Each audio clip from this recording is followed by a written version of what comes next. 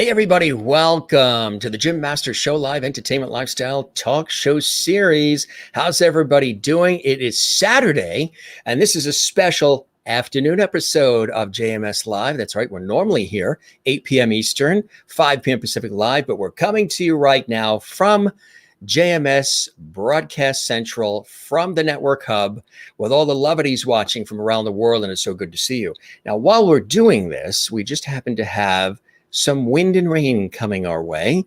Hurricane Henri. I know when you look at it, it looks like it's Henry, but it's Henri. Coming to our doorstep, they say around 7 a.m. or so tomorrow, which is Sunday. Now, we don't have a show tomorrow. We usually do the shows 7 days a week, but we don't have a show tomorrow. We just happen to be off, so it just worked out perfectly that we're off. Well, we are scheduled to be back on Monday, so keep your fingers crossed the power stays on and the Wi-Fi and everything. But how's everybody doing? Hope you guys are doing well. It's so great to have you with us today. My hair is getting a little wacky today. I think the wind is already here. Good to see your smiley faces. If this is the first time you're watching our Entertainment Lifestyle Talk Show series, this is, I believe, episode 458. Live, not pre-taped and perfectly edited, live. Anything can happen. There's viewer interaction. I'm actually here live right now. But if you are watching this in the archives a week from now or tonight or 6 months from now, then it is archived. But at the time of doing the show, we are live here. We've got a viewership that's truly amazing. They call themselves the Levities. That's right. Our Levity squad is here from all around the world, as our system keeps blinking hurricane warning. So we're sending, good wishes out to everybody who's in the path, which is generally Long Island, New York, and Connecticut, and Massachusetts, and Rhode Island, and parts of New York City. So fingers crossed for everybody who might be watching live right now in the cone of Hurricane Henri. So we're here now, and we're here tonight, and then hopefully we'll be back Monday. Good to see everybody, see all your smiley faces. We love when you're here. I love engaging with all of you. We've got a nice cup of Java here. Now, as you guys know, very smartly, I didn't heat this up. This is iced coffee because what happens is whenever I make hot coffee or tea, I always put it down. I get distracted by 55 other things that happen, and boom, that hot coffee or tea becomes cold. And then I reheat it. And then I forget that I reheated it. And then I go looking for it. And then I reheat it 2 or 3 other times. And I'm like, you know what? Let's just put an ice cube in it and make it iced coffee. So we got a little iced coffee in here now. And it's been a very busy day today. And again, hope everybody is doing well. If you're not, this is the place. This is our Entertainment Lifestyle Talk Show series. Very much Dick Cavett, Johnny Carson style, old school sensibilities, bringing back the lost art of conversation live around the world with all of you, with a modern twist and a modern vibe of today. Got a very special guest who's also in the cone of Hurricane Henri. And that, of course, is Frances McGarry. She is quite amazing. She is a real go-getter. She is an actor, an arts advocate, a teacher extraordinaire. She's our special guest. She's going to join us from Long Island, New York in just a second. First, let's welcome everybody. We welcome you to the Jim Master Show Live, of course. Hello, Levity Squad, watching all around the world. As I mentioned, our guest, actress, arts advocate, and teacher Frances McGarry is here from New York. We invite you to subscribe to the YouTube channel, which is the channel you're watching right now. How convenient is that? We would love it if you do subscribe. That helps us out big time. Click the notification bell as well, so you don't miss any of our amazing episodes, plus our surprise pop-up shows. Yeah, we got pop-up shows where sometimes I just pop up. Literally, I just toast in a toaster. I just pop up on our series here, and we have a great chat between host and Levity viewers. We talk about life. We talk about all kinds of cool things, current events, food, just all kinds of cool things. So subscribe to the YouTube channel, Jim Masters TV, and click the notification bell so you don't miss anything we are doing here on our show. Of course, share the Levity, tell the world about the Jim Masters Show Live. And if you are enjoying this episode, as we present it to you. Definitely give this a thumbs up, like on our YouTube channel. Boy, would we love that. When you do that, that also allows YouTube to take this episode and then blast it out further to more people so they can see it. Leave a comment as well. And thanks to all of you who've been doing that on our YouTube channel. And also, while you're live here with us, there's something new that's a cool feature that's happening. It's called Super Chat, Super Stickers, Super Emojis, and Super Thanks.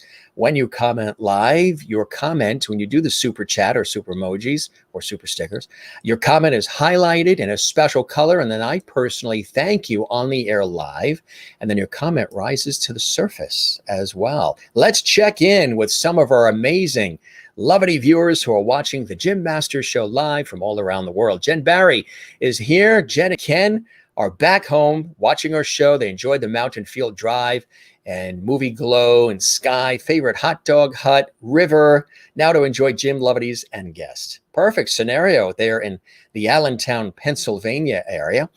Jenny Lynn Stewart is here. Jenny, welcome to the Jim Masters Show Live Entertainment Lifestyle Talk Show Series. Great to have you here. I hope you watch us regularly. Matter of fact, if you want to do some binge watching, check out the amazing episodes we have, 457 you can watch with guests from Broadway, Hollywood, television, film, music, stage, culinary arts, comedy, sports, inspiration, authors, and lots of surprises. Good to see you, Jenny. Welcome to JMS Live from South Africa, one of our other faithful Levities. Juanita is in the house. Hello, Jim and Levity squad. How's the hurricane? It's still in the Atlantic and is getting closer. It's going to be a tough situation. First landfall of a hurricane in 30 years to hit this New York, New England region. So, but, you know, we are very resilient, as Francis will tell you. We were just talking about it before we went live on the air. Very resilient lot here in the Northeastern United States. We roll up our sleeves. We did that with COVID as well, you know, did everything we were supposed to do. One of the, you know, good areas in the United States, you know, not that it's not still here, of course it is, but we just, you know, when things happen, we roll up our sleeves. The New Englanders do, the New Yorkers do, and we, you know, help one another and try to get through things. So that's what everybody's doing now and will be doing, I'm sure, for the next several days. Mary Bishop, who's originally from the New England area, I believe it's the Boston area, right? Now you're in Florida, of course. Hello, Jim and Levity friends. Jane in Sweden watching us live. I know that Juanita, it's good to see you, Juanita, and Jane are very happy because our show is on earlier. It's, you know, several hours ahead of us in Sweden and in South Africa. Juanita's in South Africa and Jane is in Sweden, and they watch us all the time. Good to see you, Jane, as well. Hello to all you Levities. Hello, Jim. Alessandra in wonderful North Carolina. Yes, I saw the tater tot casserole recipe we were talking about last night on the show with singer Samantha Stewart. She was talking about a tater tot recipe from Texas, and you mentioned it, that you had made it. That sounds good to me. June Rachelson Asper is here. Hello, all Levities. Good to see you. You're kind of lucky. You're not in New York. You moved to Maryland. You don't have a hurricane coming towards you, June. Hope you're doing well. Keep your fingers crossed for all of us. We are in the bullseye. Jim, hope you're okay from the storm. Storm hasn't happened yet. It's tonight, tomorrow, and Monday. But thank you for the good wishes. Sherry Larson, good afternoon, everyone. Almost forgot our special daytime edition of JMS Live. And Alessandro, good to see you, Sherry, watching in Kansas. You were doing a yard sale today with a friend. You were talking with an Irish accent and not realizing it. Was it because we had all these Irish guests on from Ireland recently? So they asked where I was from. I told them, and they said they thought you were from Ireland. Erin Gobra. And Jane wants the theme. Jane, our theme music is actually copyrighted, licensed, and custom. I know you love our theme. We're going to be making a tweak to it as well. We've had that theme for about 1 year and 4 months. Our open is brand new, and we're tweaking the open. We're going to roll out something in September. The open that you see we're using, but the music's going to alter a little bit. I know you love that music that we use. It's custom made for our show. And oh yeah, hi Jim, and hi to Mary, who's toasting us with our coffee. Good to see everybody. Kathleen Walker is here from New York City as well. Jane says thumbs up. June says everyone stay safe. Yeah, this is a bullseye one, June, coming straight for us all. Kathleen Walker says, hi, Jim. Hi, everyone. She's in New York City. She's in Queens. You'll probably feel it too there in Queens. Not as tough as you go if you were going further out on Long Island or along the Connecticut coast, Rhode Island, Westchester as well. Sherry welcomes Frances. We love that. And we're going to welcome her in just a second. Since it's a talk show, we always check in with our viewers. Keep the comments coming. Thanks for joining us live, gang. And anybody who watches this later on in our archives, this will be archived in full on our YouTube channel, Jim Masters TV. So I want to tell you about our amazing guest. She really is, we were talking about, a lot of things about where we're originally from. She's from Long Island, New York originally, as am I. And we probably know a lot of the same people. Matter of fact, the town she lives in, my brother-in-law is from, and my nephew lives in as well. Northport on the North Shore of Long Island. Frances McGarry, PhD, has been teaching theater and English for more than 25 years. In 1993, she was the recipient of the American Alliance for Theater and Education John C. Barner Theater Teacher of the Year Award in recognition of her theater program that she authored and developed. In her search to select new plays for her TheaterWorks program, Frances became acquainted with the Young Playwrights Festival in New York City, which eventually became the subject of her doctoral dissertation in the program of education theater at New York University. She has served as an adjunct professor in the program of educational theater at NYU and the Department of Theater at SUNY Brooklyn College. She has also been a guest artist at SUNY, which for those outside the area is the State University of New York system, Stony Brook, and the City College of City University of New York. 2007, she was selected for the first AATE Theater Leadership Institute as well. Now, she is an award-winning actress as much as she is a phenomenal teacher. In addition to teaching and voiceover work and acting credits and regional theater and assorted roles in television, film, and commercials, she's a proud member of SAG-AFTRA as well. Let's welcome her live and direct from the place where the calm is before the storm, just like it is here. Frances is with us. Welcome, Frances. It's good to have you here on the Jim Masters Show Live. How are you today? Hi, Jim. I'm good. This is a perfect timing for me, which doesn't always happen. So it's good to be here. Thanks. And thanks for having me as a guest. Oh, my pleasure. And welcome to Levity Land here. As I mentioned to you, the show has a lot of light, love, and levity. And last year, I said love and levity too fast and outburst levity.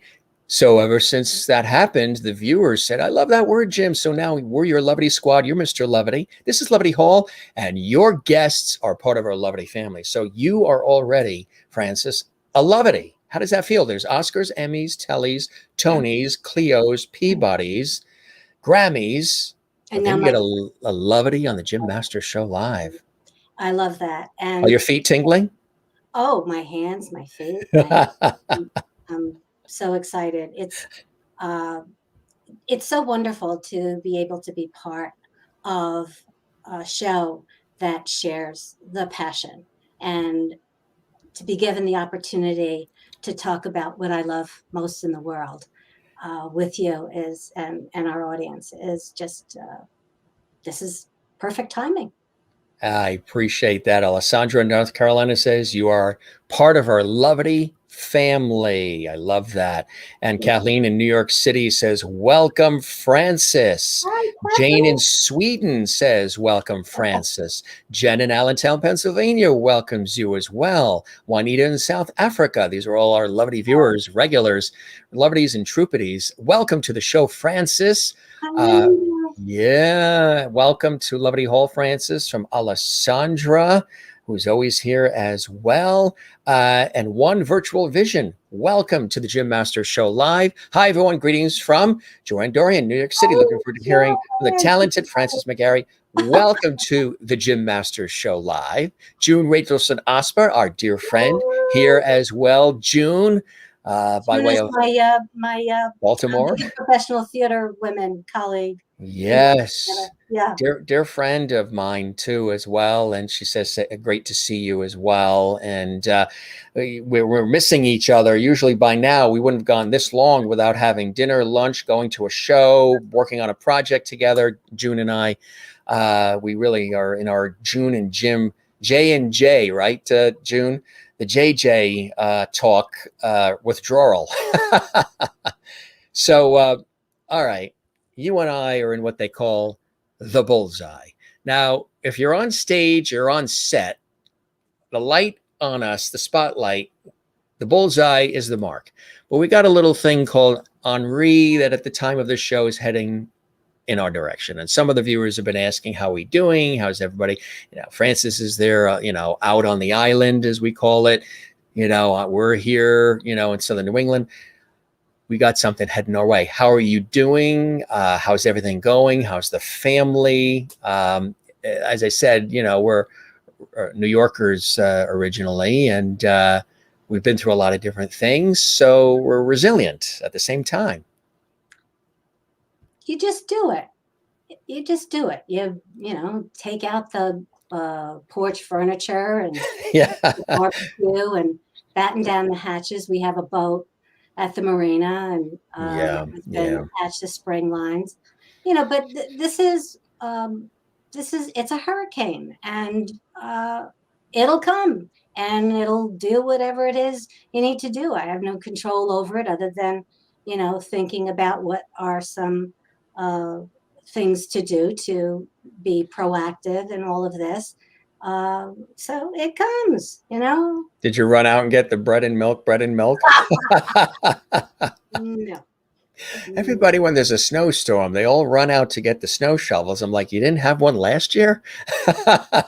I know. It's funny, huh?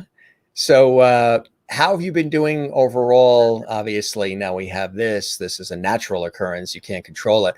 But with the pandemic situation and everything that's been going on in the last, 17, 18 months, obviously things have been closed and a lot of performers haven't had the opportunity to necessarily be amongst the people doing their thing. Francis, how have you been? How have you stayed, as I say to everybody, creative and connected and collaborative and sane? And when I say the sane part, everybody says, Jim, get back to me. I am still working on that part. I think for me, the pandemic has probably been the best opportunity to rediscover who I am, what I believe in, and what I want to do. And when it happened, I was going to be in a staged reading of a new work at the Barrow Group it was in March, just before everything shut down. And I was so, so disappointed that I didn't get to do this show. And then everything happened. Everything just shut down. And so here I was in my home and thinking, okay, now what? What are you going to do? And it's been a really wonderful opportunity for me to begin some serious self-reflection on who I am, what I'm doing, and how I can move forward with those things that I believe in. Yeah. And so It's been a time of great pause and reflection. It really has. And I had the opportunity at one of the League of Professional Theater Women events to meet Andre DeShields, who just won a Tony Award for Hadestown. Yes. And I had the chance to talk to him and to thank him, because one of the things he said was advice he gave to actors. And the one that stuck with me the most was, he said, surround yourself with people whose eyes light up when you walk into a room. And that's so true. What I started. I thought about, who are the people I want to surround myself with, who uplift me, who validate me, who value my vivacious, zany Personality. personality. I have very strong views, and I have a very strong sense of conviction. And so, with the whole political culture that was going on, that was also very upsetting to me. I thought, okay, what can I do to Yeah. move the needle forward for me? So one of my good friends, Joan Kane, was involved with the Artist Way workshop group, and she's like, Fran, you should join. So it was by Zoom, obviously, and it was the first time. I mean, I had it at undergraduate school, many years ago, but I'm totally different from what I was way back when, Sure. going through lessons. And so that got me in a circle of these creative people and learned how to move my agenda as an actor, as an artist, as a teacher forward. What kinds of things can I do? And then that opened up to another workshop group called the Fire Starter Sessions. This was run by Karen Lehman Foster of the Episcopal Actors Group. And so that opened up a whole new support system, and also learned, some really specific tools uh, to actually work. There were actual tasks to do. And so that really helped me to think about what kind of steps, practical steps, I could take to do what I love. And one of the things I love is that I firmly believe that the arts are our supernatural gift. I really believed that because I was a teacher for all those years, I have seen how the arts transform people's lives. Yes. And I saw it, I taught English and theater, and I saw it firsthand. I worked with, 16, 17-year-old kids, and I also taught eighth graders as well. And so I saw how it can bring out the best in people and get us in touch with our humanity. If everybody took an art class or an art program or any kind of art, I really think we would not have the hatred and this divisive culture that we're going through. Mm. And so I decided that one of the things I wanted to do was to take a look at my podcast. I had started it a couple of years ago, again, by surrounding myself with these amazing, dynamic women at the New York Women Film and Television. And we had a networking event, and a woman came up to me, and I was telling her about my blog, First Online with Fran, where I feature ordinary people who do extraordinary things in the arts. And so she said, do you ever think about doing a podcast? And I'm like, I have no idea. And she was a professional podcast producer. And I started with my first episode, and she guided me and gave me notes. And then it was successful enough that NIWIFT, I was on the programming committee. They said, Frances, this is a really good tool. Would you be interested in doing a workshop? So I did a workshop, and they're like, can you do 2 more of these? Yeah. And by doing, there were The people, ball was rolling. it just opened up this whole new world. So when the pandemic struck, going back to your original question, I thought, what can I do with my program to pay it forward? Yeah. And what I did was I invited guests from all kinds of art fields, from Maggie Stern, who creates socks of famous women and writes a quote from them on the socks. I met Maggie Stern through a member of the National Women's Museum in Washington, D.C. And she was interviewed there. And I'm like, oh, let me get in touch with her. And she got on my show, and we talked about what she was doing as an artist to make people aware. At the time, RBG was still alive. And then I talked to Valerie David, who has this amazing. Oh, she's amazing. Pink, The Pink Hulk. She was yeah, a guest on the show. Yeah, yeah, she's fabulous. you know, there. But people were like, "Okay, what are you going to do now that you don't have this?" And so, what's so wonderful about artists, no matter what happens, they are so resilient. We're able to shift gears and say, okay, what can I do to make this a better world? How can I be and Right. bring something forward?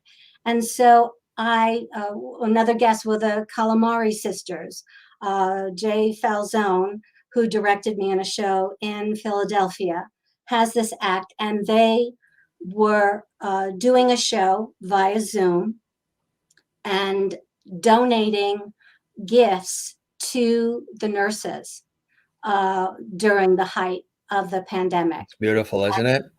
That Gianmarco Ceresi, who has got this great Netflix show, stand-up comic, and he literally put his show on the back of a pickup truck.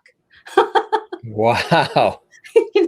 And it's just the resourcefulness, but the core of each of my guests is that they have this beautiful quality of knowing that they have that there is good in our world. And Jenny Lee Stewart is here. Hi, Jenny. Thanks for the shout out. Jenny, welcome. Yeah. She was the latest. I just did an episode with her, and what's happening is the shift of my podcast is now going to, okay, it looks like we're coming out of this, so how are we getting back? And Jenny is the first episode of that shift in my show, and she got a grant from a New York grant, and it's terrific, doing a musical program for audiences 55 years and older, these upbeat songs. And she said, I want to intersperse through the musical numbers some stories about, how it was success stories. Right. What did you do during the pandemic? Right, sure. That made our world better, Right. Bring us together, hopefully, too. Yeah. Yeah, absolutely. So, I can go on. Isa Fatima, who is she has this one woman show, Dirty Packy Laundry. She just created a film that's like taking off just now. It's called Americanish. And so I'm plugging all this stuff, because this is what I want people to know. There are artists who are doing things who can help you to provide another perspective. How did you, what was the source of inspiration, if not several sources early on in your own life's journey that, pointed you in the direction of wanting to get into the acting world and into the arts? Anybody in the family that also inspired you, or you were the breakout? I was the breakout. However, I found out from family history that my grandmother, Nani, my mother's side of the family, was in a very famous movie called, oh gosh, I hope I remember, Babies in Marriage. Oh gosh, I knew I would forget the title. But she worked with Uta Hagen, this famous, And I have black and white still shots from the film shoots of this happening. And I'm like, okay, that's where I must have gotten it from, because for as long as I can remember, I remember 3 years old, taking ballet lessons. And my family, I thought everybody did this, but after our Sunday dinner, we would have a show. After dinner, we would all go to the living room and we would put on a show and we would rehearse. I mean, I'm one of 10 children, for those of you who don't know. Yeah, we were comparing notes because my mother's the youngest of 16. You're in the 10 and you're lucky 7, right? Yeah, Yes, my sister always said, my older sister always said, she goes, "You're a lucky seven." So did you And have your own bedroom, or were there oh several no, it was sisters? like a dormitory. The It was top like a floor. dormitory. Yeah, we had a sleeping area and a dressing area, and we had a study area and a little sitting room area. And I that's on had Long Island, right? I had one drawer, One drawer. and three in a bed. But my point is, I grew up on, we rehearsed on Saturday, and I remember doing "Come Softly to Me" with the Fleetwoods. Dum dum dum doo dum doo doo doo dum Bum, dum bum, dum ba, doo ba. dum Yeah. doo doo doo. So, we had stand-up comics. My brother lip synced to Yakety Yak Yak Yak, Oh yeah. Monty. So I'm like, oh, and my uncle was a bachelor, filmed all this stuff. So, we just all love being in front of the camera. And I, to go back to your original question, I was so shy. I was so shy. Yeah. And when in school and classroom, and How shy was I she? was so shy that I remember second grade. I don't know if I should I'll say her name, Mrs. Machini, scared the shit out of me as a kid. I don't know why. I found her very intimidating. And I was afraid to raise my hand to go to the bathroom. And I peed in my 'Cause pee. That's how sad, that's shy I was. Okay. that But is very shy, folks. yeah. And so, to my luck and good fortune, after Mrs. Machini, I had Miss Bartlett in third grade. And she told me there was nothing that Yeah. I couldn't do. Hmm. And Totally different approach, right? yes, Yeah. and fortunately, um, each year I had one teacher better than the other. Yeah. I And always responded to the ones in uh, elementary school, junior high school, and college. Just for some reason, maybe because I saw essences of myself, maybe you as well. I always responded to the teachers, the professors that were a little warmer, funnier, friendlier, warmer approach. They weren't as militaristic, where there was no empathy, compassion, or just there was just nothing, no emotions, just do this, memorize the multiplication table, that's it. There was no humanity expressed that you can grab onto or relate to or connect with. So I always tended to, and I think I'm a lot that way with people, and anyway myself, gravitated towards the educators that were a little bit warmer and laughed and had a personality. and to add on to that, yes, of course. And Northport, where I went to school, North Shore of Long Island, yeah, that New York. huge art and music. We had one of the most outstanding programs. And so, matter of fact, when I was a sophomore in high school, Patty Lapone was a senior and she was Nellie Forbush in South Pacific. And I'm like, that's what I want to do. That's what I want to do. So And, when you're on stage, what do you do when you hear somebody crinkling a wrapper? You do the same thing, or oh, oh my God. or somebody's filming you with their cell phone? That's another conversation. Yeah. We were in a theater. I was in a production called Votes. It was 2016. This was before, who was voted in. And, and I was on stage. I was playing the psychiatrist. It was a Bill and Hillary takeoff spoof thing. And in the front row, Hillary takeoff spoof thing. I like that. yeah, somebody in the audience farted, and it What? was so loud, and it was all I could do. I mean, audience members have no idea how, like, if you put Yeah. your legs Oh, yeah. on stage, Yeah. Yeah. I can feel. Generally, yeah. I Yeah. can feel this going, but there were some other, really funny stories So too. what happened when that sound came out of nowhere. Did the audience laugh? Did you guys break up? What happened? No, Nobody acknowledged it? no, we just keep, and then when I went off stage, I mean, I was laughing, literally Yeah. laughing on the floor. Brian Osterman, he was like, what is wrong? They thought I was drunk. I And had it with a co-host live on television on PBS did it. And he was vice president of development for the television station. And as soon as he got off, he couldn't get, we were co-hosting and the camera was on me. Then I tossed to him, he was on, then they tossed back to me. And as soon as he got off, I could see him walking off the corner of my eye. And I saw him sort of, he was very slender and he had polyester pants on. And I saw him sort of lift up as he was walking, and I heard that sound. So I kept seeing, as looking at the camera out of the corner of my eye, live on public television, that sound. And I'm saying to myself, wait a minute, the director of development for this television station just did that. Like, you know, and there's volunteers answering calls, like right in the vicinity where he is.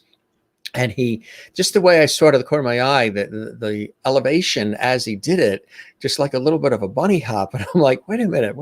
And I started to, as rare as it is live, the camera guys in the control room knew that I was reacting because they heard it. They had, you know, they have headphones on and they couldn't believe that he did it as well.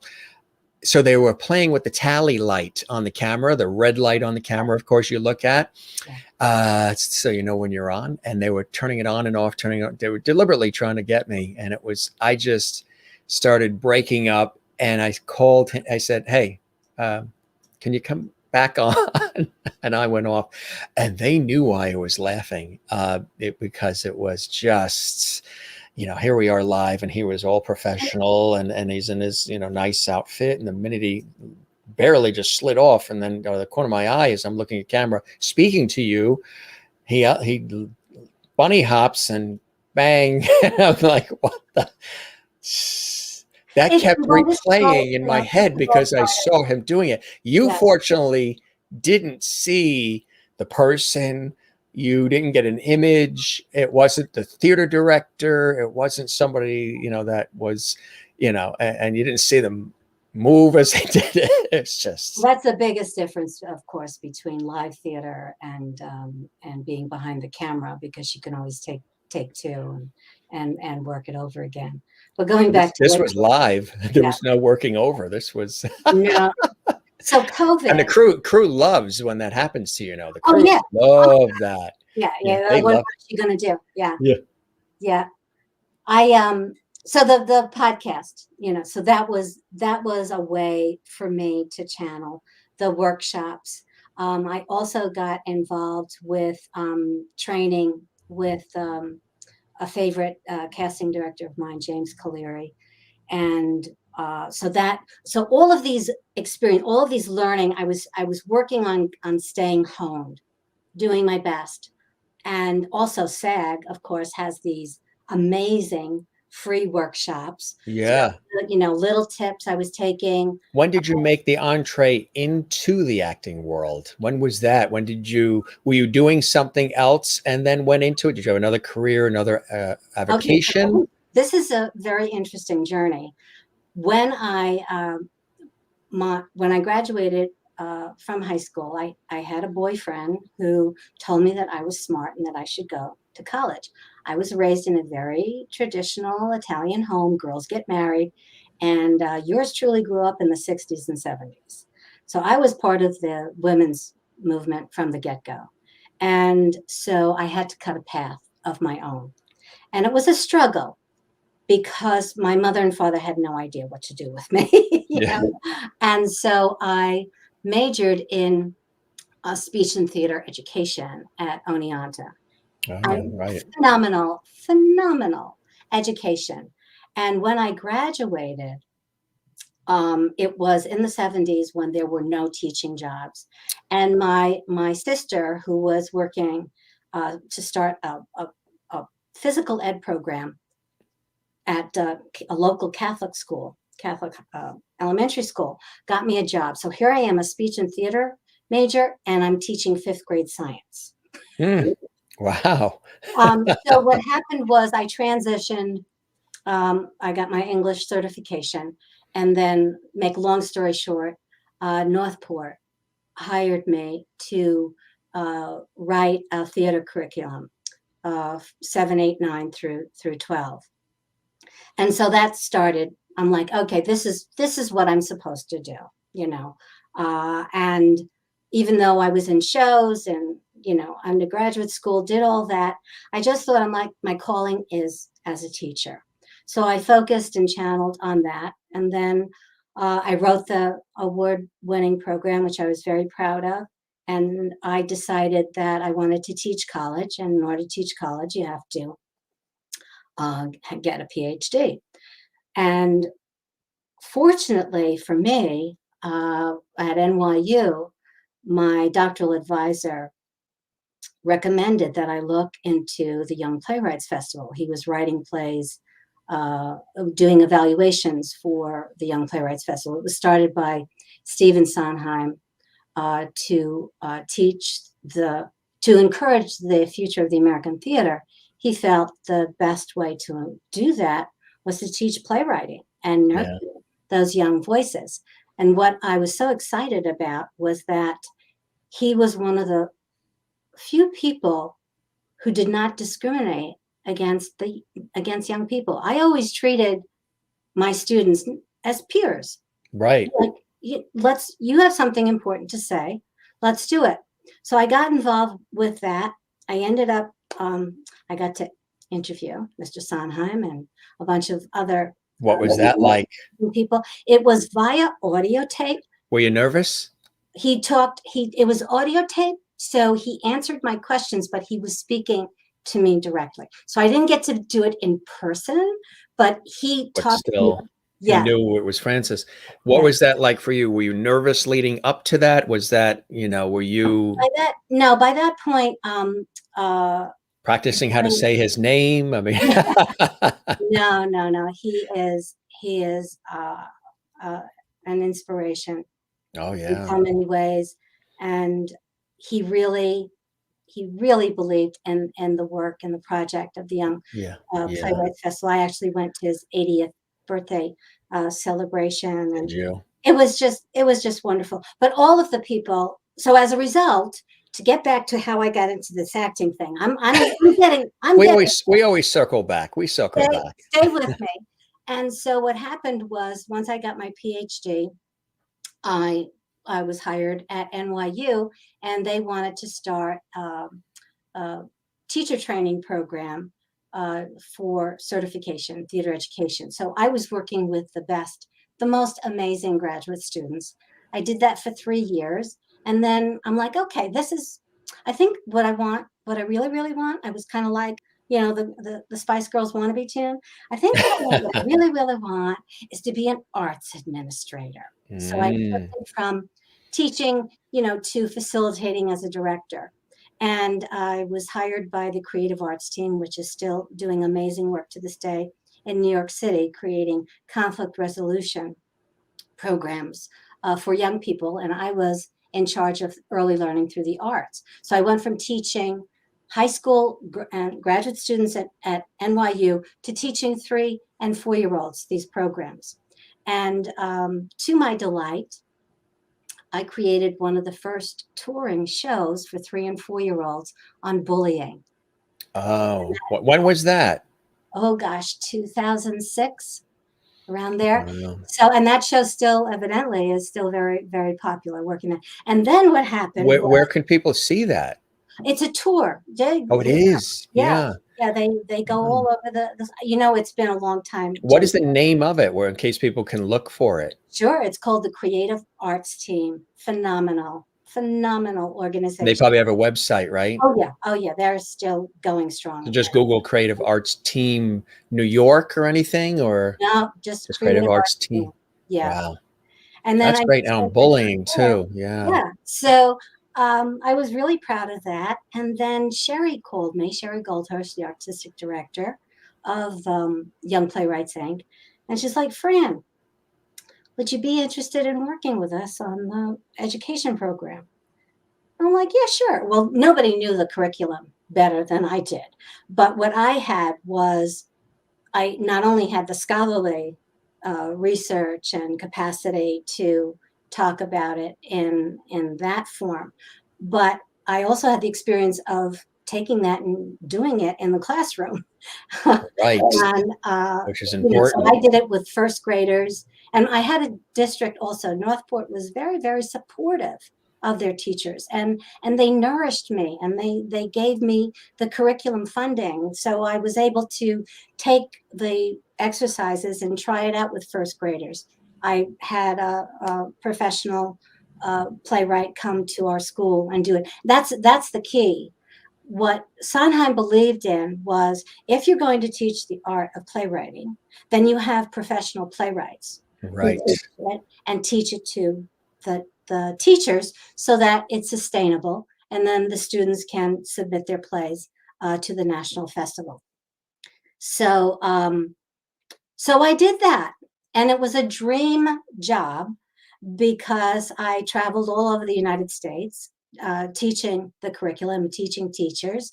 And I got to hire professional playwrights and train them to go into the classroom with teachers and do this program. So, I worked with the likes of David Henry Wong and Mhm. Lucas Nath, uh, Mhm. who was amazing, won a Tony Award for Doll's House Part 2. And he has a new play coming out at the Vineyard. Check it out.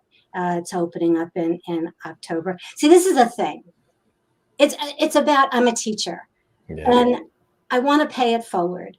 These people are doing amazing things. And I Through times that aren't the easiest too, right? exactly. And so And funding for the arts is not exactly flowing, you know? well, yeah, and that's what happened was I had this amazing job, and Sherry called me in 2011 and said, Fran, this has nothing to do with your job performance. When you hear that. I'll let you go. We went from a 35K budget for doing programs in local schools to $3,000. Oh, and A just so $30,000, you know, I worked $32,000 cut. with Wow. some of the young playwrights. Okay, young playwrights. Kenny Lonergan. I knew him when he was 15 years old. Lavi Hero. Um, some really bright 15-year-old by the name of Lynn Manuel Miranda. Yes. Yeah. So Hamilton. there, Mhm. And then some in the Heights. Yeah. I can drop. There are just so many young playwrights, and they're doing that. And so I lost my job. And I'm like, okay, this is it. I guess I'm just going to retire. My husband literally did a Now, spit. were you acting as well then? No, no, no. No, This was that all, hadn't happened yet, right? no. I thought, I'm like, okay, this is it. I'm done. Yeah. And I said that to my husband, and he did a spit take across because he knew. Yeah. Like, I'm not. Yeah. So there was an audition for an off-Broadway production, off-Broadway at the Triad, of the Vagina Monologues. And I'm like, what the hell? Let's give it a shot. And that's what happened. Wow. From that time, the young woman, Andrea Bertola Shaw, saw something special in me, and she encouraged me. And this is the other thing. It's like she was in her 30s. There is no in our business, there's no age disparity. There shouldn't be. It has nothing to do with me being my age and her being. She had something important to say, and I respected that. And she said, you should do a blog. You should do a website. And I'm like, I don't know how to do these things. Yeah. I don't know. And I learned. So Yeah. Thrown into the fire, right? she created my branding, which I hope you'll share during the course of our program. And I came up with the idea first online with Fran, featuring ordinary people who do extraordinary things in the arts. And I started that. And then she has a film company. And I'm like, the time New York City was up for election for mayor. And I wanted to make sure that they knew whoever they were going to elect, we had to put somebody there who would support the arts in New York City. So I did a program and featured the school, Brooklyn Arts School. And these kids were like, it's the most amazing. You got to check it out. It's amazing. And so the other schools watch it. It's like, could you come to our school and feature our school? So I had a YouTube program going on with that.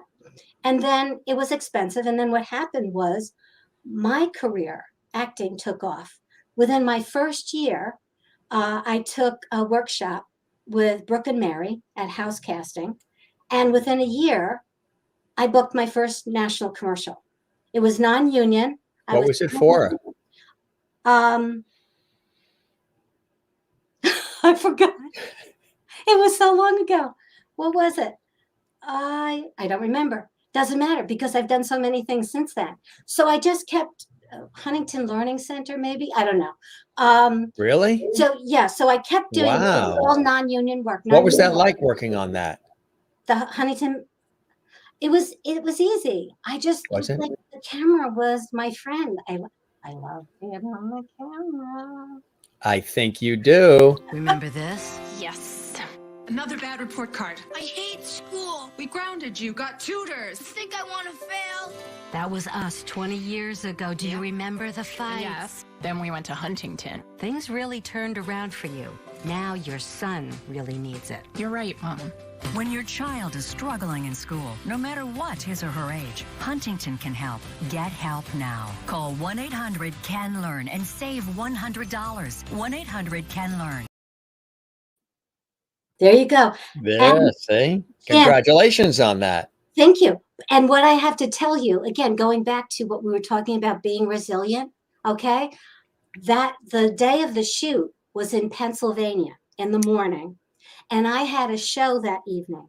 I was cast in Our Mother's Brief Affair at Studio Theater in Lindenhurst. 62 pages of lines to memorize. 62 pages. On stage for 90 minutes. Linda Lavin was in it. Yeah. People remember from Alice, of course, and many other things. I love working at Studio Theater, and I called the director. I didn't have my equity card yet. And I said, you want to do this show, and I'm going to be cast. And he cast me. And it was just an amazing experience. So I book the commercial. God bless my husband. Drove me to Pennsylvania. Did the shoot. Was it towards Philadelphia or inland or? No, it was inland. Yeah. It was inland. Yeah. Yeah. And then did the shoot and then got back and did a show that evening. That is, that's being versatile and being able to respond on the fly, and sometimes when people are, in need of something and need you to do something, you got to just dive right in. Like doing something really special with a spoon, I see.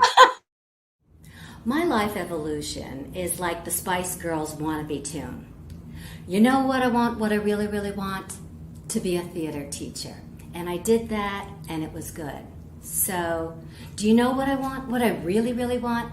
To be a college professor. Got the PhD from New York University, taught classes in educational theater at SUNY University, Brooklyn College, NYU. That was good. So, do you know what I want, what I really, really want? To be an arts education administrator. I was program director for the Creative Arts team and director of instruction for Stephen Sondheim's Young Playwrights, Inc. And that was good until funding to the arts were slashed, and so was my position. So, do you know what I want, what I really, really want? To be a working actor on the stage, television, print. I performed in an off-Broadway production of the Vagina Monologues. I've done commercials, and I've created an arts advocacy talk show website called First Online with Fran. And I continue to seek what I want, what I really, really want.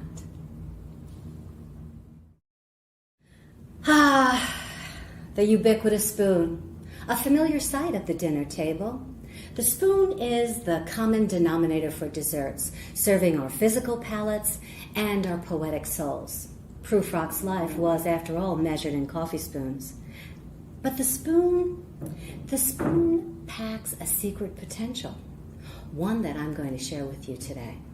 It's called the spoon trick. All you have to do, rub your nose with a lint-free cloth, like that, blow on the spoon, and stick it thus. My great-grandfather taught my grandfather, who taught my father, and I'm proud to say, my husband taught our son. It's a joyful sight at family gatherings. In fact, nephews and cousins, aunts and uncles have all learned to delight in this display of dexterity. The spoon brings family closer together, and it creates a bond that will endure from generation to generation.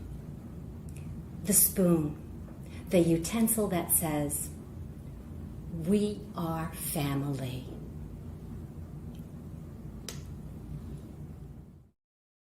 Pick me because I'm smart, because I'm funny and fun to be with, because I got a shitload of experience, and because I'm the real thing. I'm a little bit of Lucille Ball and Sharon Osbourne.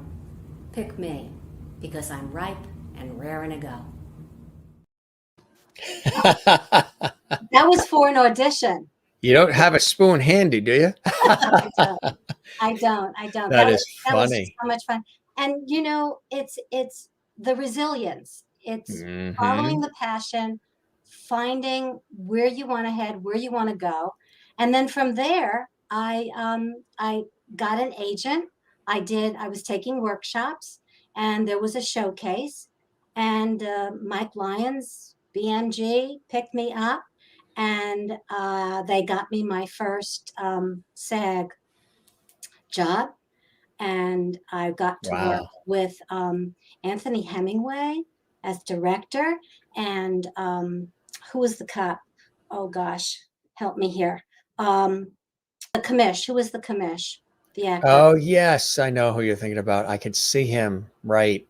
The show, it was a CBS new show called Murder. And I was a rich lady, racist bitch, and had the scene, and we're doing the scene that I was in. We were in the courtroom. It was very, very exciting. I got my first trailer, which was awesome. And when we shot the scene where we actually have to vote, guilty, not guilty, the guy that I was working opposite of was this big black guy, and I said, "Oh, I'm like, oh, he's guilty," and he's like, "Well, he was trying to bring another perspective," and I delivered the next two lines, and the director didn't say cut. So director doesn't say cut. You just keep going. Yeah, they're liking it. So I was channeling some of my Trumper family, and I came out with stuff, the expressions on people's faces as I was coming out with this stuff. And then finally he says, cut. Anthony Hemingway looked at me and he said, "Nice job, Red." He called me Red. Wow. And everybody at the That's table, cool. I'm like, I don't believe any of that stuff. Yeah. But it didn't air anyway. That Which happens was too. disappointing. Yeah. But it was a wonderful experience, and then that got me other auditions, which got me other auditions, and then once I got in SAG, I got into equity, so I was able to go to auditions there, and then the pandemic hit. And How many times, for the rest of our lives, that's going to be the way we say it too, that phrase. And then the pandemic hit. It used to be BC meant before Christ, but now it means before COVID. Before COVID. It's been updated. Yeah. And something, this is another thing, is when you surround yourself with people who believe in you and Yes. lift up, that comes back as a teacher, It's I crucial. always look for young people to mentor, move them forward, introduce them to people, show them the ropes. Don't go down that way. It's what I do, and it comes back. So here we are in the middle of a pandemic. I get an audition for a TV movie, self-tape audition, and I was down in Virginia visiting my family. So I was not even in my normal space, but my husband did the taping. We sent it in. And here I am in the middle of a pandemic, and I get the part. Co-star role on a Hallmark TV movie. Did you hear that, crowd? We have a lot of them love the Hallmark movies. Oh, it's that called watch our show. One Royal Holiday. And What's it called? it's called One Royal Holiday. One Royal Holiday. And were you doing that? Were you filming? Did that come out yet? Yeah, it came out October 31st, but they rerun it all the time. So And One Royal Holiday. She's in it. Wow. But the exciting thing is that, well, the whole thing was exciting. But the exciting thing was to work with Broadway stars. Victoria Clark, who won a Tony Award, for A Light in the Piazza. Laura Osnes, Aaron Talvo. I mean, I was in scenes with them. Where was it filmed? It was in Connecticut.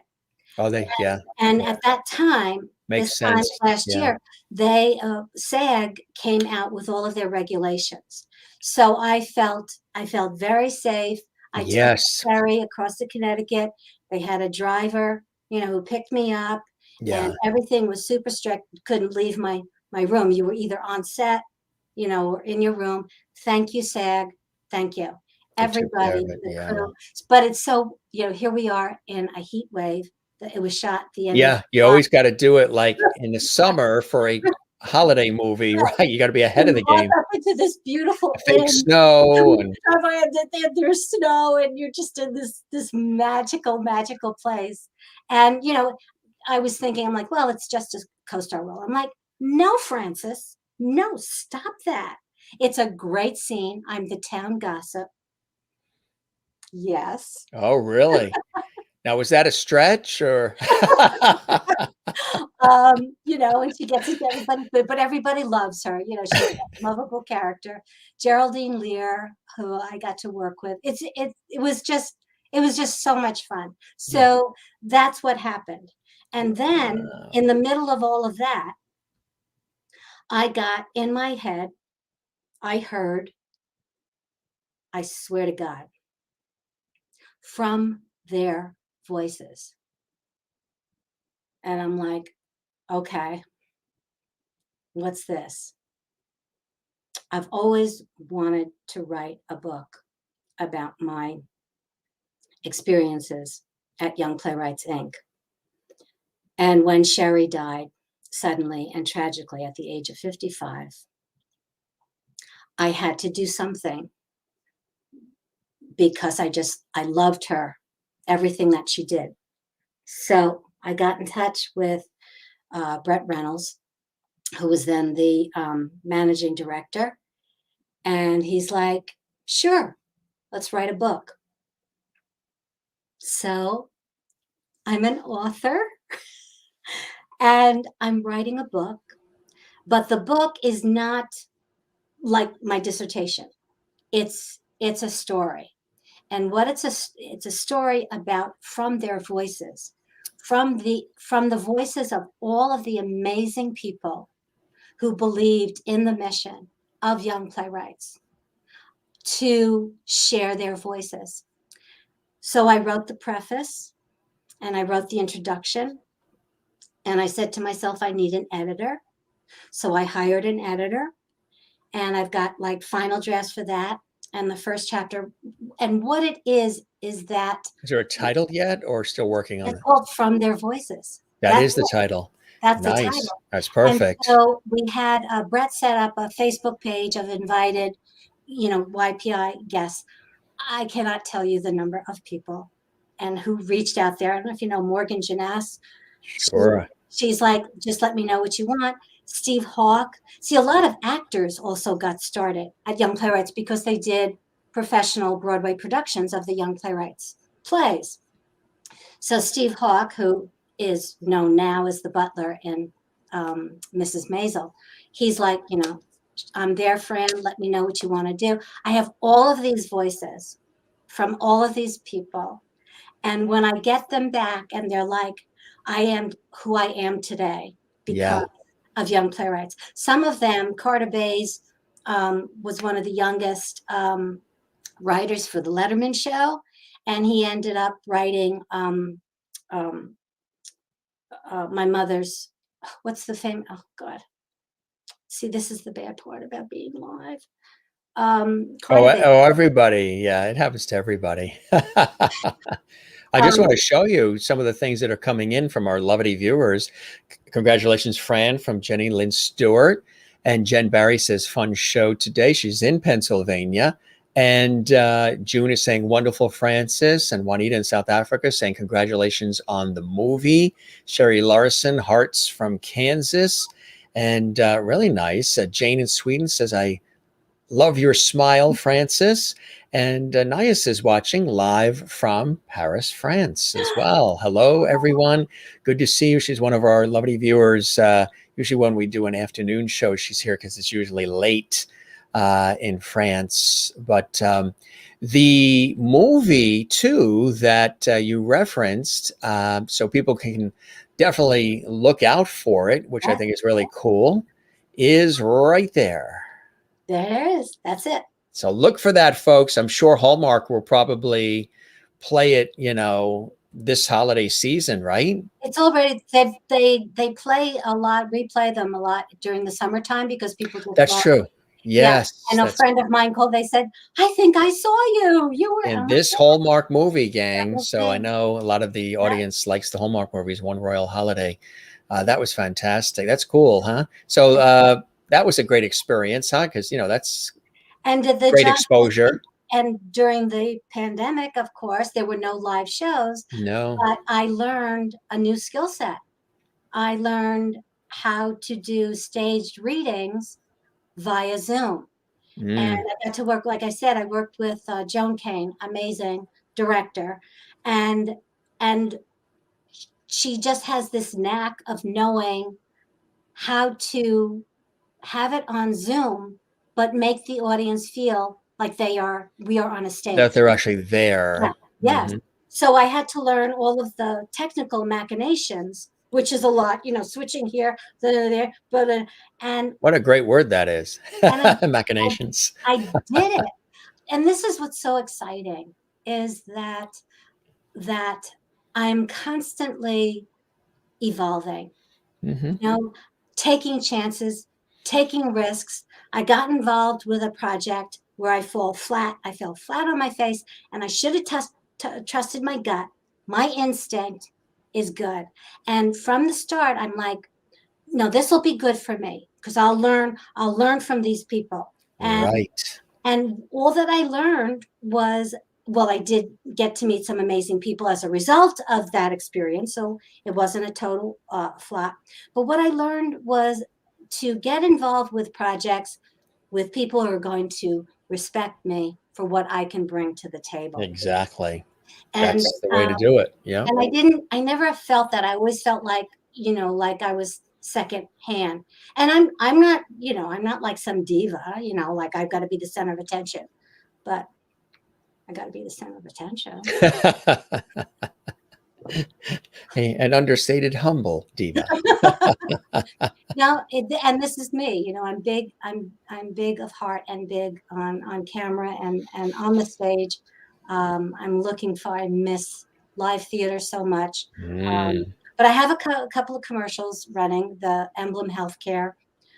Thank you very much, SAG, for residual checks, because that's what pays. That helps, right? It pays for my classes, for my workshops. Yes. I have a professional producer. The woman that approached me produces all of my shows. She's an amazing director. Her husband is the sound engineer and musician, March Hair Media. I'm going to plug them. And I just keep reaching out. Keep doing it. Yeah. I'm into it. We have something else that was quite cool for folks to enjoy. We have some selections from Dear Mom. You want to preface this, or should we watch it and talk about it after?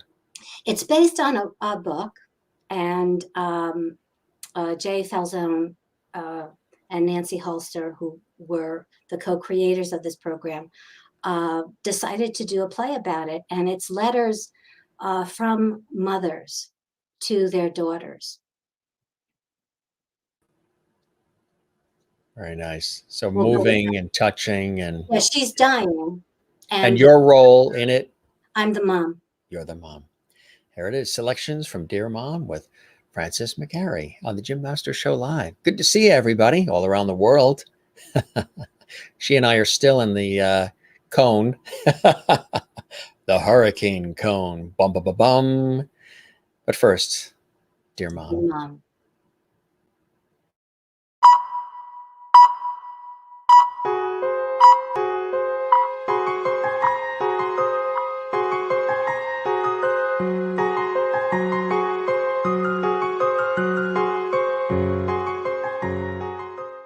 Slinging insults? Is that how you want to say goodbye to me? I don't want to say goodbye. You might not have a Well, choice. then it doesn't It matter. matters to you. Oh, it doesn't matter to you? Of course, in my final moments, I'd like to know that everything's all right with you, but I don't have to live with how you and I say goodbye. You do. Oh, will you quit talking like touched by an angel? It's beginning to creep me out. Linda, sweetie, you think we talked a lot when I was alive? Just you wait. And he asked you to dance. No. He punched me in the face. What? Yeah, no lie. He was showing off these dance moves for his date, Teresa Darkangelo, and just flailing around like a fish on a hook. Oh gosh. Now, Henry Garrison and I were doing a very lovely and reserved foxtrot when your father punched me in the face, doing a rather spastic hand jive. You know, consider for just one moment the decision I was faced with. Your father was a wonderfully warm, affectionate man who treated you three kids like the most valuable creations on the face of God's green earth. I should have thrown that away, right? I should have risked you not spending every Christmas with both of us, every birthday. I should have sacrificed you receiving your high school diploma and looking out into that audience to see us both beaming with pride. Who needs both of their parents toasting her at her college graduation dinner or dancing together at her wedding? Every memory you have of your father is indelibly connected to that one decision that I made that you have so comfortably decided to condemn. And I would make that decision again and again and again and again and again and again and again. I was not weak. I knew very well what I was doing. I decided not to let your father's one mistake cancel out everything wonderful that it was. And that, my daughter, was not a mistake. Oh, big tail, don't you get it? I can't do anything more, and I can't change anything. I'm lying in this bed, and you were right, I'm going to die tonight. All these conversations are just conjecture and semantics. But it is completely up to you what woman dies tonight. I can die the mother who always seemed disappointed in you and who was never as much as you needed her to be. Or I can die the mother who loved you so deeply and whom you loved in return. The decision is yours. Just let me know.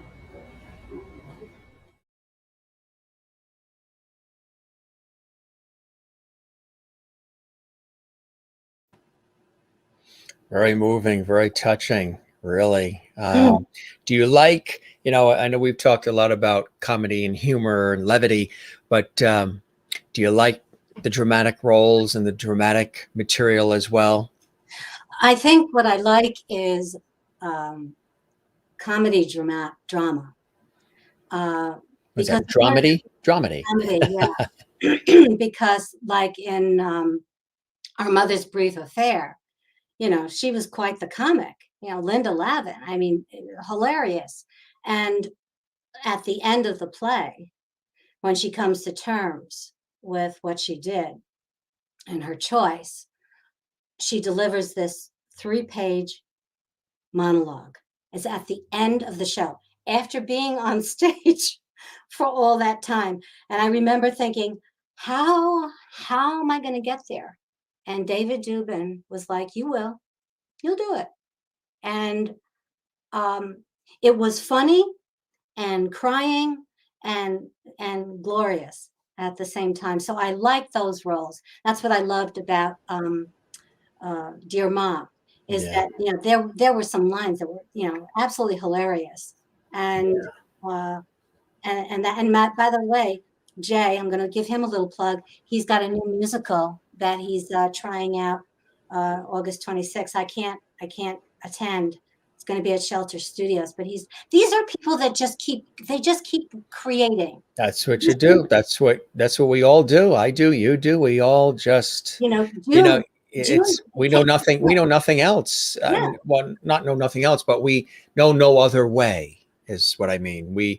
It's automatic for us. We feel too idle when we're not creating something and linking it to something else and growing and bringing others in through our talents, our skill set, our vision, and of creativity and collaboration, inspiration, empathy, humor, all these different elements of life, because we're oftentimes through our work reflecting life back at everybody, as well as living it at the same time. So it's really, really beautiful. We are blessed to be, you and I and others, to do this kind of work that speaks to who we are, allows us to express who we are and inspire and lift others at the same time. Because, through all of this work that we do, you never know who you're reaching. And sometimes you'll get a note or a call or an email or a text or a Facebook message.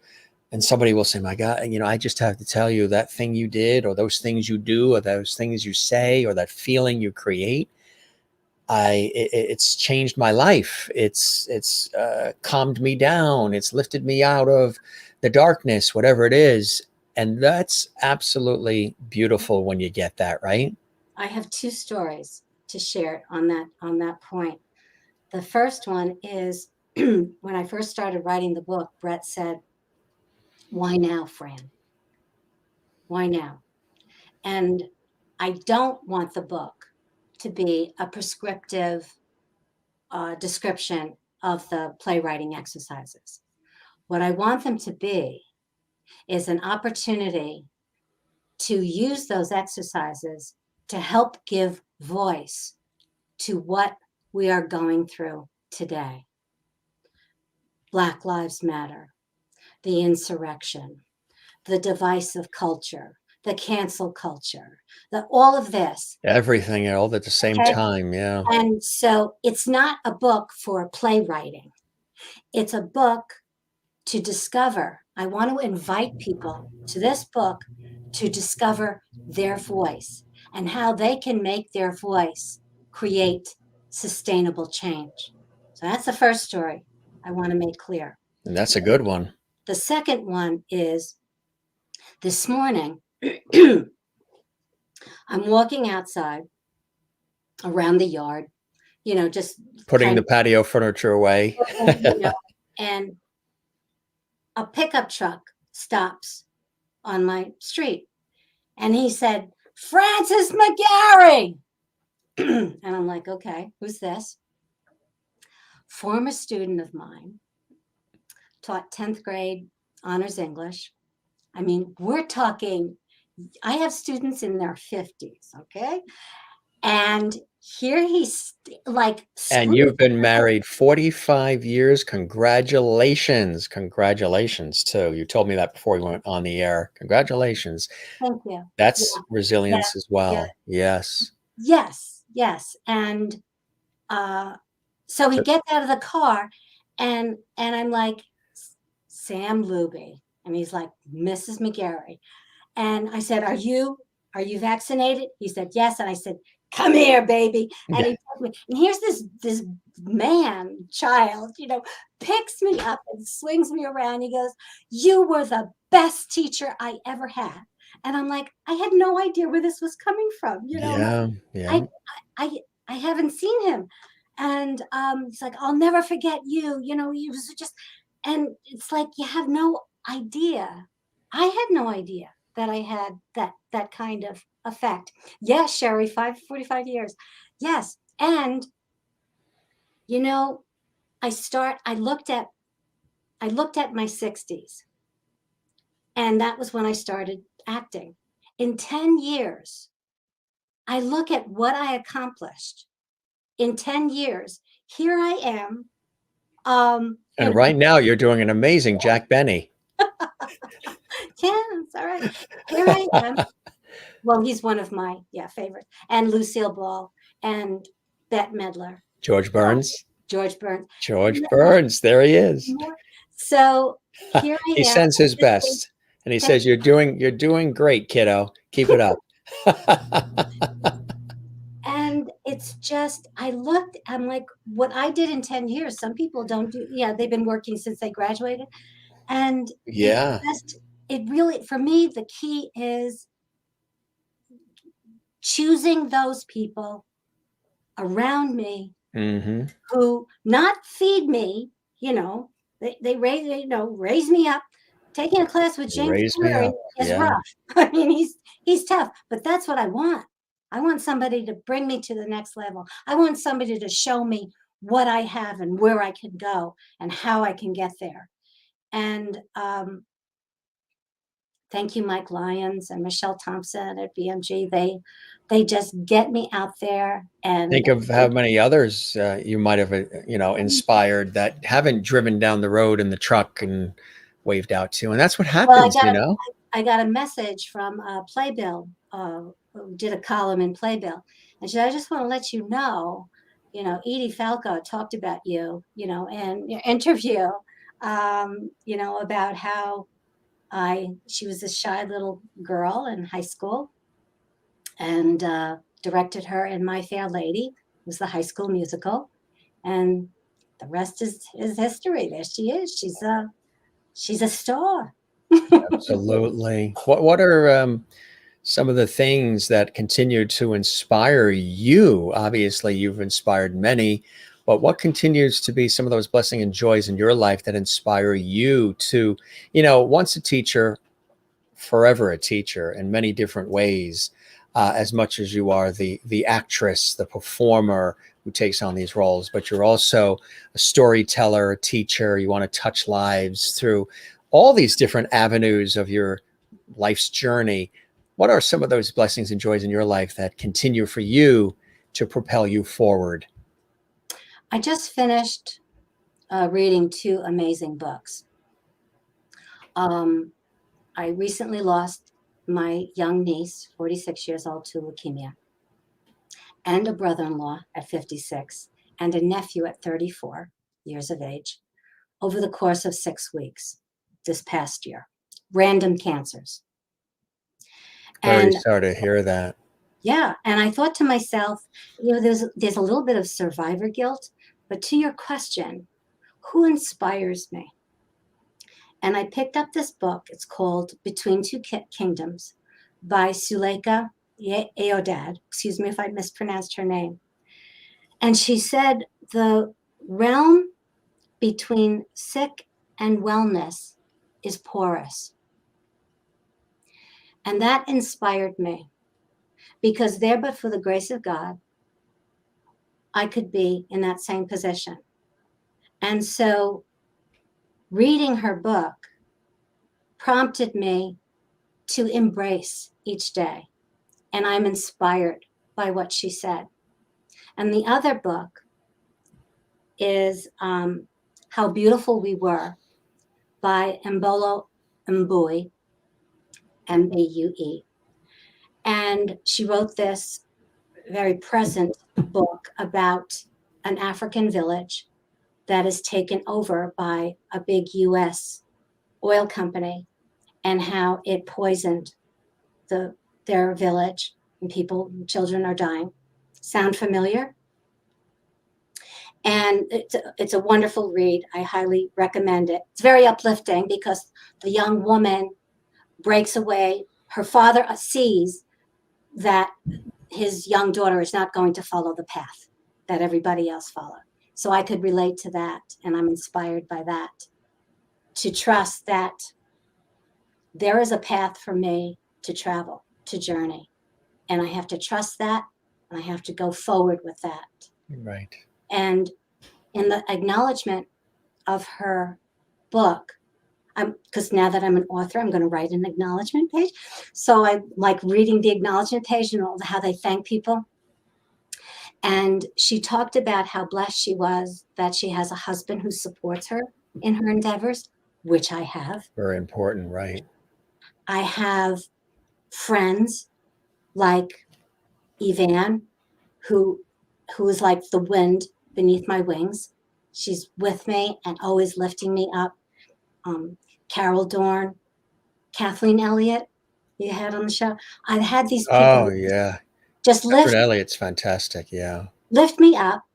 And not only do they inspire me, but they remind me of what I have, what light I have. And Mbolo Mbui talked about that in her acknowledgement page. And she said,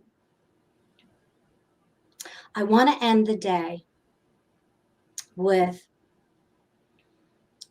good job. Well done. Yeah.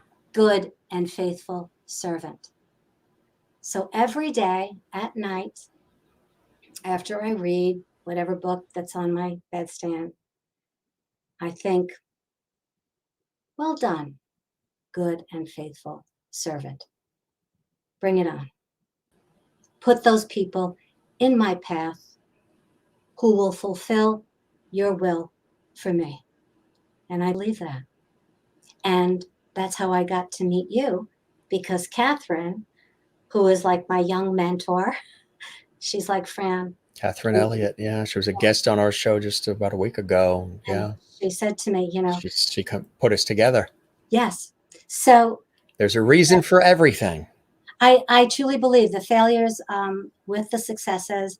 And I am just so grateful that I got to be here with you on the show, talk about my favorite loves and passions. And I will come see you when I'm on the island visiting. You better. Yes. You could take a ride on our little boat. We have a 21-foot Ranger tug, and we named her Encore. Oh, I like that. That's right in Northport Harbor, right there. My nephew lives right on that main street there. So yeah. You're going to give me a call, and when you come down, we're going to give you a little cruise along the bay. Very nice. Very nice. I hope I didn't bore anybody here. Sometimes I feel like no, this crowd. Are you kidding me? Great motivation from Toby, who's watching in Encino, California. Happy you're here, Fran, as well. And you got some claps and smiles coming in from Jane in Sweden. Kathleen was extending the condolences of the losses. She just lost her mother last year. And Sherry, of course, with the 45 years, the book you're working on, that book sounds interesting. So I think you've already got somebody who wants that. So look for it soon on Amazon. No, I'm going. You're going to do it your own? No, I'm hoping offer from a big publishing company. Good. I don't want to say don't. And also, I have 2 feature films. I signed NDAs. Very nice. Non-disclosure. Yeah. Non-disclosure, right? Yeah. So I can't say anything, but they are major. But keep me posted and I'll share it with our Levities. Mary Bishop in Florida says you're wonderful, Francis, and congratulations from Toby. And Juanita says great conversation. Thank you, Francis, for spending time with us. And June says fantastic, Francis. And Sherry Larson says thank you for sharing your life with us as well, and she's in Kansas. This was really fantastic, my friend. We chatted for an hour and a half. No.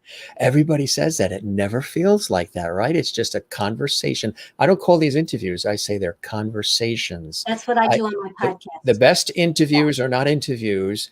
And that's my style professionally in my TV and radio work anyway, is a conversation. Nothing like a conversation over 2 cups of coffee and some tuna melts at a good Long Island Oh, God. diner. Tuna melts. Such. Don't talk about tuna melts to me. I would barf. Did When I was going you to have a bad NYU, one? no, when I was going to NYU, I had 2 classes back to back and 5 minutes to eat. And I And you- ordered tuna melt because it was quick. So I get like, Probably at the school, not as good. and So Jim, you'll have to be on my show. that sounds very good. I love it. One Virtual Vision says, such an inspiration, wonderful friend. Thank you, One Virtual Vision. And if you haven't subscribed to our YouTube channel, we would love it, gang. And click that notification bell so you don't miss any of the wonderful episodes we have here. We're going to be back on tonight at 8 p.m. Eastern, 5 p.m. Pacific. So we have some things we need to do in between. We're going to have dinner and get ready for the next show. Jenny Lynn Stewart, good to have you, Jenny. Claps as well. And good stuff. As I always say to all of the guests, now get the circulation going and go stretch those legs. And it really was cool having you here on Francis, on the show. And of course, good luck with the hurricane coming, batten down those hatches. We'll be, I'm sure, comparing notes on that, you and I. It'll bounce off our respective locations. So prayers and best for that. And we will keep the porch light on for you. And I hope that you enjoyed the time with me as much as I have with you, and the show met whatever expectations you had as well. I had no expectation. I'm like, I'm going to do this, enjoy being interviewed, and learn something about myself, and hopefully pass on some kind of wisdom. And that was all those boxes were definitely checked as well. And it was a pleasure having you on the show. And Nias in France says it was a very pleasant chat. Thank you very much. I appreciate that. My friend George and I, my cohort, says, thanks for being with us. He's got his cigar and everything, all dapper. It was awesome. And thanks for opening up, being authentic, being real. And Jen Barry in Pennsylvania says, Francis, thanks for spending time with us. The Levities are very, very gracious as well. We've got a wonderful community here. And I'm so impressed that they take the time. They do. They do. Yeah. It's an investment. So I hope it created a nice community here. Absolutely. You take care, my friend. A real blessing. And we'll keep the porch light on for you. Yes, we'll hunker down. We got that hurricane coming to you and me. And but we're all in it together, as we always say. I'm sure we'll be breaking bread soon, maybe there on the island. And let's stay in touch. Keep me posted on everything you're doing, and spread the word about our show, the Jim Master Show Live. We would love that. And thanks, of course, to our dear friend, Catherine Elliott, for connecting us. We really appreciate that. She's amazing. Yes, she is. As are you, Francis. You take care. And again, truly, thanks for being with us. It was amazing. We loved it. Thanks. All right. Be well. Take care now. Bye-bye. Francis McGarry here on our show, and it was fantastic. Of course, you can find her online. And boy, isn't that exciting about the Hallmark movie? That, I think, probably was a revelation for many of you. We want to pull that up on the screen again because I'm sure it's, you can see it at any time. One Royal Holiday. And I know a lot of you love the Hallmark movies. Well, she is in that one, which is exciting. You got a chance to see some of her work too on stage, her commercial work, and so much more. And really, really a pleasure. You got a chance to learn a little bit more. Maybe you knew all about her and her work. If you didn't, well, then you just met her. And, we talked, as much as we talked about her, acting prowess, we also talked about her being such a strong, positive advocate for the arts in general, and her illustrious education career as a teacher. And like I said, once a teacher, always a teacher. So We salute her and thank her for joining us here on the show today for the afternoon edition of the show. Coming up in just a couple of hours, we have some running around to do before everything starts closing up with the hurricane coming. Tonight at 8 p.m. Eastern, 5 p.m. Pacific, we have Miss America 2012, Laura Kepler joining us, and Gina Lombardi, celebrity personal trainer to the stars. They're in Los Angeles, Hollywood. They are going to be with us. Coming up tonight, 8 p.m. Eastern, and that's 5 p.m. Pacific, live on the Jim Masters Show Live. Now, if the power and the Wi-Fi stays on, and the predictions aren't so hot for that with this Hurricane Henri headed in our direction, we're off tomorrow. Of course, that was going to be this is tonight. We're off tomorrow, which was our plan anyway, family day. However, we do have plans. We'll update you if we can, to be here on, we'll see, on Monday with our very special guest coming up on Monday. And author and professor emeritus, George Washington University, William Halal, is going to be with us. It's going to be a fascinating conversation. He's got this incredible new book out. He's an author of Beyond Knowledge, really fascinating book. Next week also, Harlan Rector, who is an extraordinary, renowned voice artist, voiceover actor and artist. You might not know the name, but you have heard his voice in movies, television, and so much more. But he also wrote this incredible book, I Matter, Finding Meaning in Your Life at Any Age. Here, as long as the power stays on, he will be with us on Tuesday, Harlan Rector. That's going to be amazing. And then on Wednesday, boy, everybody excited, as am I. I interviewed this fine gentleman on PBS a couple of years back for one of his PBS specials, live from Canada, Matt Dusk. Yes, platinum selling crooner and jazz vocalist, extraordinary award-winning performer. He is, everybody's excited. So am I. It's going to be good to catch up with my friend Matt. Again, I interviewed him just a few years back on PBS television here in the United States. He's going to be live from Canada, and it's going to be really, really exciting. A couple of other guests that are coming up soon. We have Kimberly Faye Greenberg, actress and Broadway expert, going to be with us. Bruce Reisman, Hollywood film director, screenwriter, and producer, is going to be with us as well. We're looking forward to that coming up in future episodes of the Jim Masters Show Live. We're really looking forward to that. And also, dear friend Dina Martin joining us. That's going to be on August 31st, Tuesday, August 31st. We should have power on by then. And that's at a special time. That's going to be 4 p.m. Eastern, 1 p.m. Pacific. Of course, renowned singer and actress and daughter of Hollywood legend Dean Martin. She's going to be with us on August 31st. Dina Martin. She's an incredible talent herself. You may remember her with her dad on the Dean Martin Show and other specials and so much more. That's exciting. She's going to be with us as well. R.A. Rivas, author of the Dark Times saga, The Black Forest, and so much more. He's going to be with us. He's very into paranormal and all kinds of really, really fascinating things. He's going to be with us as well. And of course, today, Francis McGarry was with us as well. And really cool conversation. Gang, we're going to head out. We're back at 8 p.m. Eastern, 5 p.m. Pacific. Those of you watching for the first time, we welcome you to the Jim Masters Show Live Entertainment Lifestyle Talk Show series. We've done now 458 episodes live, just about 7 days a week. And you can see all the episodes on our YouTube channel, Jim Masters TV. They're all there for binge watching. So if we got knocked out of power on Sunday and Monday, and you're not in this cone of the hurricane, which is basically the New York, New Jersey, Connecticut, tri-state area, and the New England area, Massachusetts, Rhode Island, binge watch all those great episodes and tell everybody about our series. And of course, subscribe to our YouTube channel. Give us a thumbs up if you enjoyed this episode, thumbs up like on this episode, and leave a comment on the channel as well. That really helps us big time, and we appreciate all those who have been doing it. Sherry Larson says, thank you, Jim, for another fantastic afternoon. Hopefully, we'll see you tonight. It's going to be fantastic. If not, the archives are always there for you as well, Sherry Larson.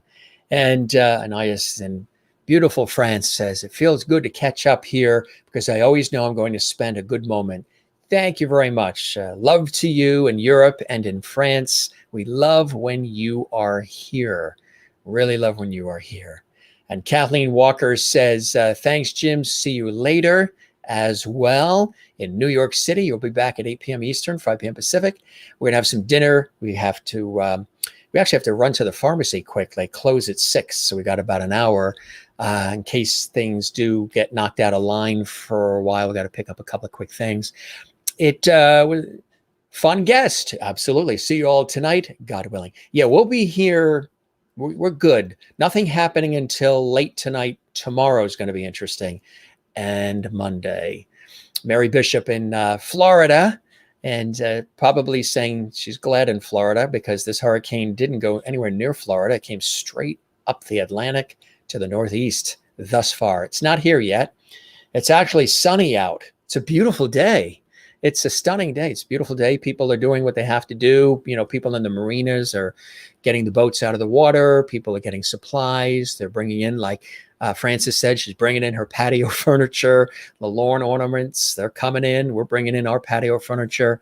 And, you know, we've been through a couple of hurricanes over the years. I've never, knock on wood, been through a tornado. Been through a microburst, actually, last year. Of course, snowstorms, blizzards. Never been through an earthquake or a flood or, yeah, and we have been through hurricanes. So best to everybody. If you're watching this live, of course, if you're watching this a year from now, then there'll be other things that have probably occurred. You know, life is short. Life is precious. And as we said, if we've learned anything about this past 17, 18 months, we got to come together. We got to unify.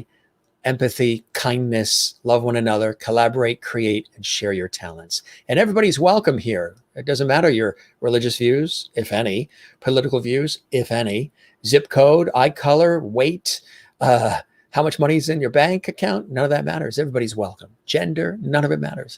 As long as you have a good time with us and you enjoy the inspiration and levity on our show. Another great guest. Thank you, Jim.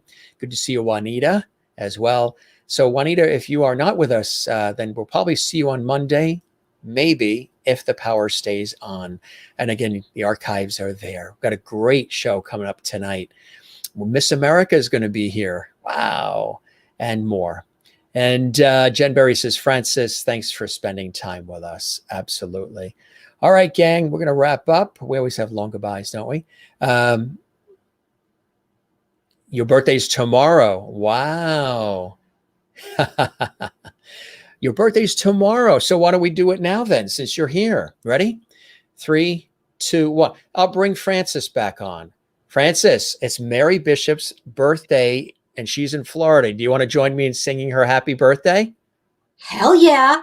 All right. There you go. Hey, Mary, this is double levity. You've got Frances and Jim doing it. Do you want to lead off? I'm a gentleman, so you can lead off and I'll... Are we going to harmonize? We can harmonize, yes. Happy birthday to you. Happy birthday to you. Happy birthday, dear Mary. We love you. Happy birthday to you. There you go, Mary. You got it. And many more. High five. That was fantastic. Love it.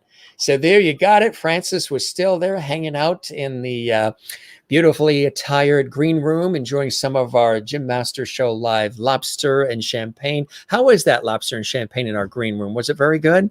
Oh, it was just delicious. The best. Like, lobster fresh from Maine. Right out of the, yeah. Well, at least we didn't give you a tuna melt. Oh my God, no, not a tuna melt. No. You're gonna write a Broadway play and it's gonna be called Tuna Melt. No. All right. So there you go, Mary Bishop. You got your happy birthday from Jim and from Mary. And not bad for me because my voice is a little crazy today because the ragweed allergies are killing me. The ragweed this time. Yeah. If the hurricane takes anything out, please take out the ragweed. Just to keep the beautiful trees and everything else. Just get the ragweed out. That's And it. don't lose power. That's all. Go lose power. That was beautiful. Thank you so much. So Mary loved our singing happy birthday. There you go. A special treat from Jim Masters and Francis McGarry. Masters and McGarry. Oh, I like that. M&M. Oh, and Doctor. Doctor. Yes, doctor. And I am Master James Masters. I am the fifth too. You know, I don't know if people think you made your name up, but people think I made my name up, Jim Masters. They think that that's too smooth to have on television, radio, and everything else. You pick your name is Harvey Lupperwitz or something, right? I'm like, no, it's I'm the fifth. It's the real deal. So, no fake news here. Thank God. That's it. All right, Ms. McGarry, you take care, Doc, and we will see you again soon, okay? And thanks for joining me in the happy birthday for our Levity, Mary Bishop. It was awesome. You're a real trooper. Take care. Bye-bye. Francis McGarry, there you go. That was a little bonus. That was an encore. We've been circling back the whole show. So she circled back. She was there in the little queue, and I said, I hope she can hear me. I'll bring her on. We'll see what happens. She scrambled, did what she had to do, and we got you a happy birthday live on the Jim Masters show. And no copay for that either. And Jane says happy birthday, Mary, as well to you and your granddaughter as well. You're very, very welcome from the gang here. You have lovely yellow canola everywhere. Blocked sinuses galore. Wowee. For Juanita, I know. Yeah, the ragweed is makes you clear your throat a lot. So to pull off that happy birthday, I didn't even rehearse. It was great. Juanita says, stay safe. We don't have hurricanes or tornadoes and aren't geared for it at all. Our houses will all fly away. Yeah, they're not built for that. Yeah, no tornadoes, but sometimes hurricanes can spawn tornadoes. So hopefully not. Thanks. And there's a lot of happy birthdays to everybody, and happy birthday to your granddaughter as well, Mary. So that's a double happy birthday, double Levity from all of us here at the Jim Masters Show live. Mary wishing as well, or Jane wishing Mary. And you're very welcome, Mary. It was our pleasure. All right, gang, we got to scramble. We got another show coming up. We got to get ready for it. Thanks to Francis. Thanks to you. And it's always a pleasure when you guys are with us. We love you all. And thanks for all of the sharing, the tagging, sharing the links, telling all your friends, telling the world about the Jim Masters Show live. That means a great deal to us. We really, really, truly appreciate that. So, gang, we're going to duck out. We thank you very much for being with us. And we'll see you at 8 p.m. Eastern, 5 p.m. Pacific if you're here. If you're not, well, catch it all in the archives. Everything is saved for you in the archives. Jen will be back. That's fantastic. We love it, Jen. And good stuff. And everybody wishing happy birthday to Mary. I love that. As usual, bon appetit and au revoir. I love it. I wish I could just hear you say that with your French accent there in Paris. As usual, bon appetit and au revoir. It's always good to see you when you're with us live from France.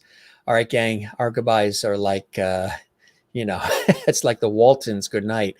We will be back. We will see you soon. We love you all. And thanks for being with us in this episode of the Jim Masters Show Live. See you in a couple of hours, all right? Go stretch those legs, as we always say. Get the circulation going. And thanks for being with us. Catch you later. Bye-bye.